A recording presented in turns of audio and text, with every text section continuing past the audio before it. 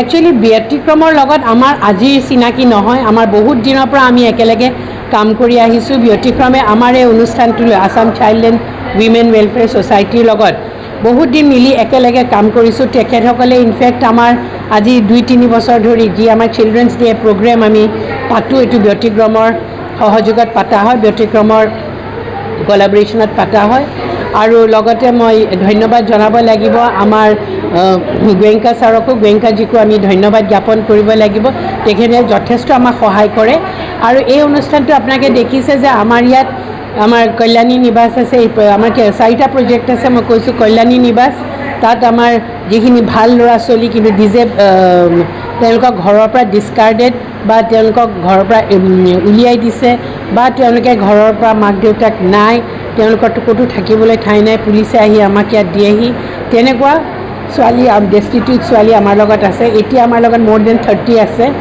আৰু তেওঁলোকক আমি পঢ়াইছোঁ, শুনাইছোঁ আৰু তেওঁলোকে জীৱনত আমি তেওঁলোকৰ লাইভলিহুডো আমি দিয়াৰ চেষ্টা কৰিছোঁ।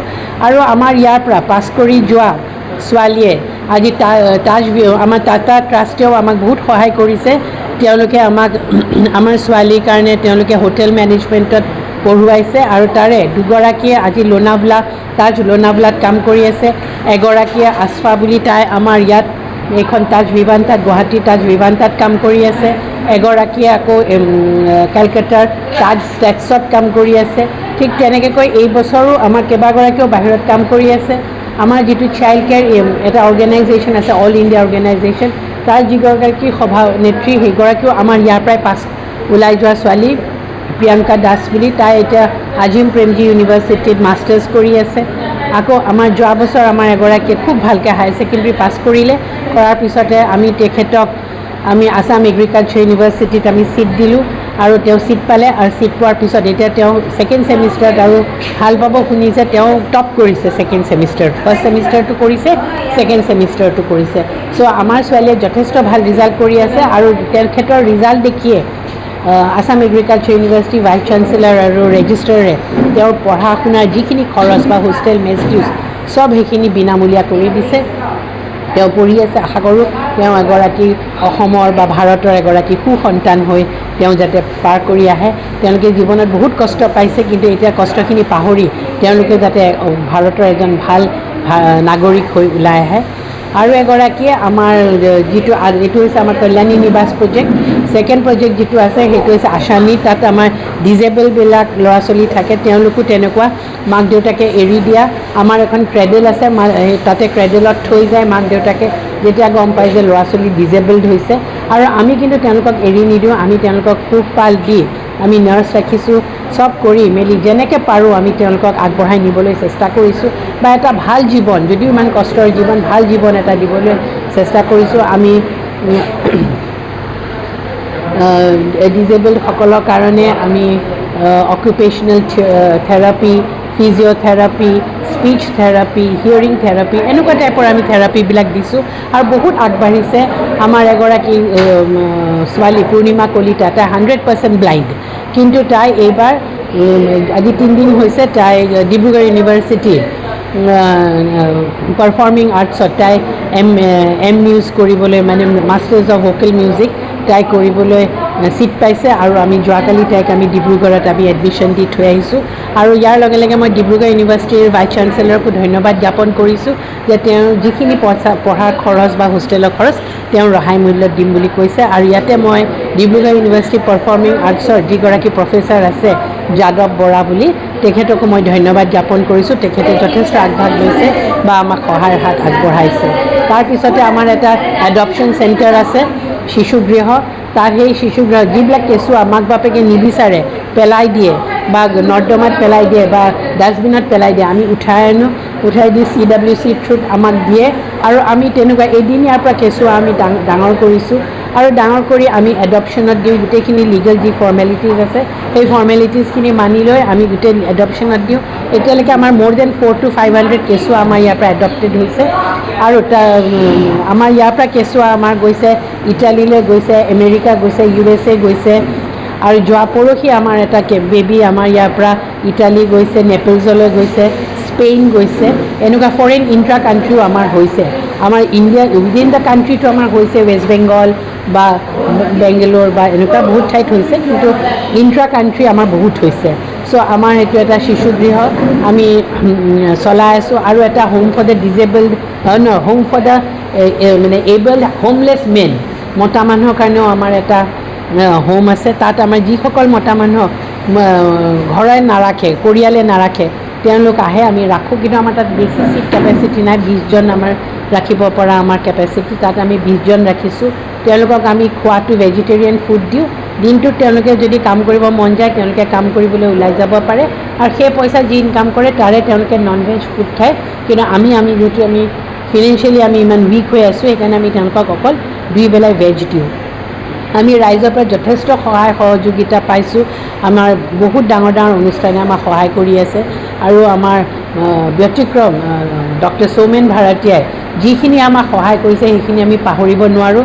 আমি কাবেৰীৰ কথাও, শৰ্মা বৰুৱাৰ কথাও আমি ল'ব লাগিব, আৰু ডক্টৰ সৌমেন ভাৰাতীয়াকো ক'ব লাগিব, আৰু লগতে ব্যতিক্ৰমৰ গোটেই পৰিয়ালটোৱে আমাৰ নিজৰ পৰিয়ালৰ নিচিনা হৈছে। চ' ধন্যবাদ।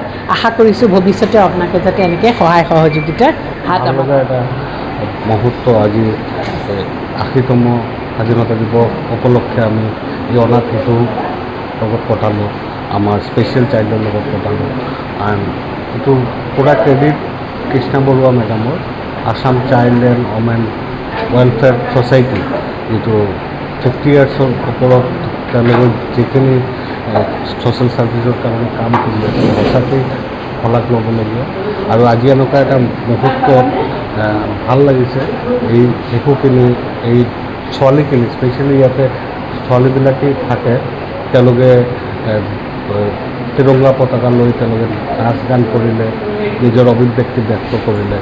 লগতে আমি আমাৰ ফালৰ পৰা জীৱনৰাম মংগী দেৱী পাব্লিক চেৰিটেবল ট্ৰাষ্ট আৰু ব্যতিক্ৰমৰ যৌথ উদ্যোগৰ আমি তেওঁলোকৰ সকলোৰ হাতত এটা কাপোৰ আমি দিলোঁ, তেওঁলোকৰ এটা নতুন ড্ৰেছ আমি দিলোঁ, তেওঁলোকক আমি এনেকুৱাকৈ এটা ফিলিংছ আমি আমাৰ ক্ষুদ্ৰ সামৰ্থ্যত আমি চেষ্টা কৰিছোঁ যে তেওঁলোকৰ লগত থকাৰ, আৰু এই বিশেষ মুহূৰ্তটো তেওঁলোকেও খুব আনন্দিত হৈছে, তেওঁলোকে উপভোগ কৰিছে। আৰু আমি বিচাৰোঁ এনেকুৱা এইটো আমাৰ প্ৰথম পদক্ষেপ নহয়, বছৰত এনেকুৱা আমি 8-10টা প্ৰগ্ৰাম আমি সদায় আমি অৰ্গেনাইজ কৰি থাকোঁ, তেওঁলোকৰ ওচৰত অহাৰ আমি এটা চেষ্টা কৰোঁ, এনেকুৱাই পাৰোঁ আমাৰ ফালৰ পৰা। আমি বিচাৰোঁ আমাৰ সকলো সামাজিক সাংস্কৃতিক যিখিনি সংগঠন আছে। আজি উপস্থিত আছোঁ এটা ব্যতিক্ৰমী অনুষ্ঠানলৈ, ব্যতিক্ৰম গোষ্ঠীৰ লগতে Assam child and women welfare ছ'চাইটিৰ লগত। এওঁলোকে বহুত বছৰ ধৰি আজি গম পালোঁ যে তেওঁলোক 1967ৰ পৰা জড়িত, বিভিন্ন সমাজৰ বিভিন্ন সংখ্যক অৱহেলিত আৰু বিশেষভাৱে সক্ষম আৰু যিসকল শিশু ধৰক জন্মতে পিতৃ মাতৃৰ পৰা নাইকিয়া হৈ যায়, তেওঁলোকৰ লগত জড়িত। লগতে এই যিটো অনুষ্ঠান আছে, এই অনুষ্ঠানৰ সৰ্বাংগীন উন্নতি কামনা কৰিলোঁ। তেওঁলোকে ছ'চাইটিৰ কাৰণে, সমাজৰ কাৰণে যিখিনি ভাল কাম কৰি আছে সেয়া সম্পূৰ্ণৰূপে আৰু আগুৱাই যাওক, আৰু নতুন নতুন কাম তেওঁলোকে কৰি যাওক, আৰু এই যাত্ৰাত মই যাতে তেওঁলোকৰ লগত থাকিব পাৰোঁ, তাৰে সহযোগিতা আগবঢ়াব পাৰোঁ, তাৰে কামনা কৰিলোঁ। ধন্যবাদ।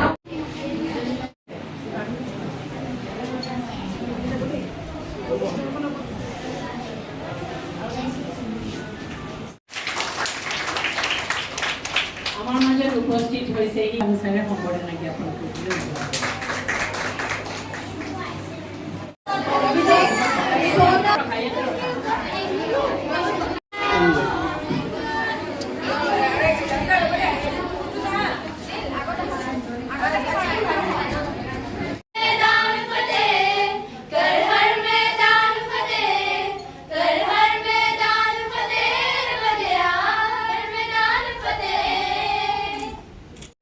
Trustee of the organization to hand over the check to Krishna Madam from Rhythm Cultural and Social Trust.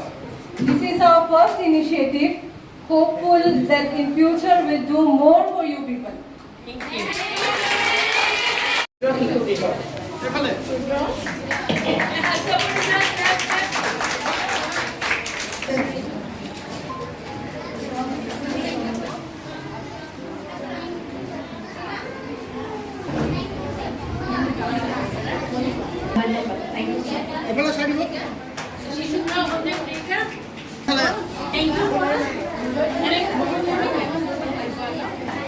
Next, Nargis.